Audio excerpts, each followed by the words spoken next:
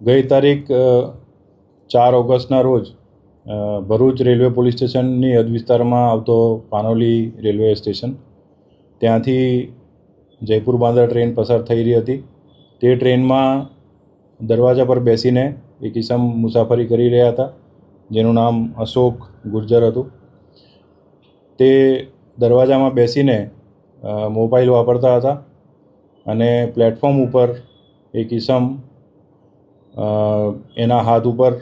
હાથ મારીને મોબાઈલ પાડવાનો પ્રયત્ન કરે છે અને મોબાઈલ પાડી દે છે। જે અરસામાં જે અશોક ગુર્જર છે એ ટ્રેનમાંથી દરવાજામાં બેસેલા હતા તે ત્યાંથી ટ્રેનમાંથી પડી જાય છે પ્લેટફોર્મ ઉપર અને ટ્રેનની નીચે આવીને કપાઈ જવાથી એનું મૃત્યુ થાય છે। જે બાબતની જાણ ભરૂચ રેલવે પોલીસને તેમજ અમને બધાને થતાં આ કામે ફરિયાદીના જે મરણ જનાર છે એના સંબંધીઓની શોધખોળ કરી એમનો સંપર્ક કરી એમની ફરિયાદ લઈને ભરૂચ રેલવે પોલીસ સ્ટેશનમાં અજાણ્યા આરોપીઓ વિરુદ્ધ BNSની કલમ 105 મુજબ ગુનો નોંધવામાં આવેલ। સદર ગુનો જે છે એ 10 વર્ષથી આજીવન કેદ સુધીની સજાની જોગવાઈવાળી કલમો એમના લગાવવામાં આવી છે અને તમામ ઉપરી અધિકારીઓની સૂચનાથી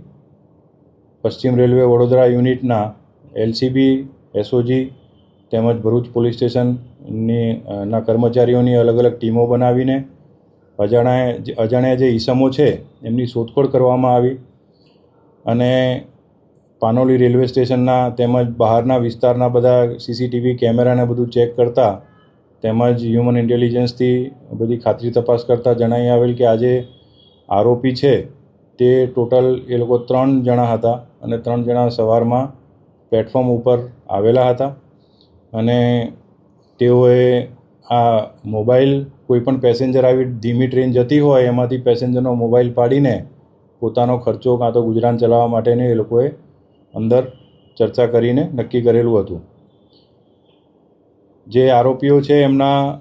CCTV ફૂટેજ પરથી એમની ઓળખ કરવા માટે થઈને અલગ અલગ દિશાઓમાં તેમજ સમગ્ર સુરત ડિવિઝનમાં, વડોદરા ડિવિઝનમાં, રતલામ, દાહોદ સુધી અને આ બાજુ તમારે નંદુરબાર, વ્યારા સુધી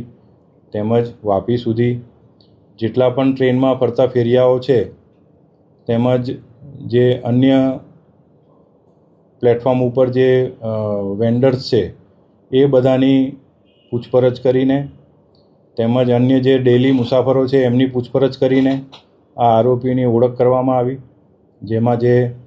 મુખ્ય આરોપી જે છે તે નામે ઈશ્વર છે, એની ઉપર એની ઓળખ થયેલ છે। જે ઈશ્વર જે આરોપી છે મૂળ દોંડાઈચાનો વતની છે, મહારાષ્ટ્રનો, અને વર્ષોથી એ અહીંયા સુરત, ભરૂચ, વડોદરા રેલવેની હદ વિસ્તારમાં રેલવેના વિસ્તારમાં એનું કાર્યક્ષેત્ર છે અને એમાં છૂટક ફેરી કરી મજૂરી કરી એનું ગુજરાન ચલાવે છે અને રખડતો ભટકતો ઈસમ છે। આ આરોપીની ઓળખ થયા પછી એનું ગુનાહિત ભૂતકાળ બાબતે તપાસ કરવામાં આવી છે, જેમાં એની ઉપર કુલ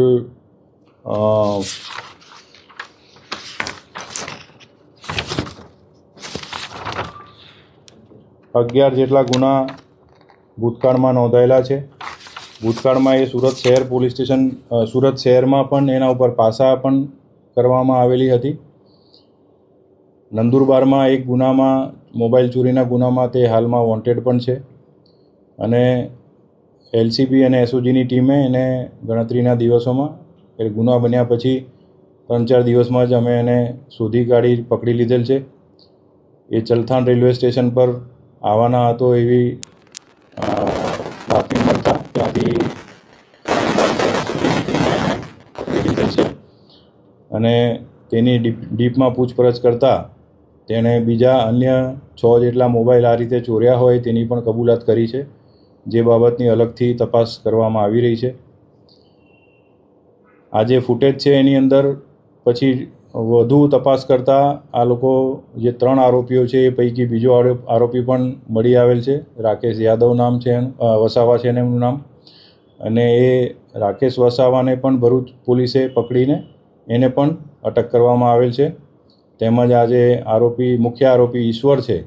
એને પણ ગુનાના કામે એરેસ્ટ કરવામાં આવેલ છે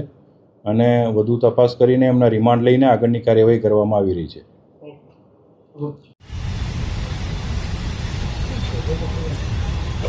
આગળ જાય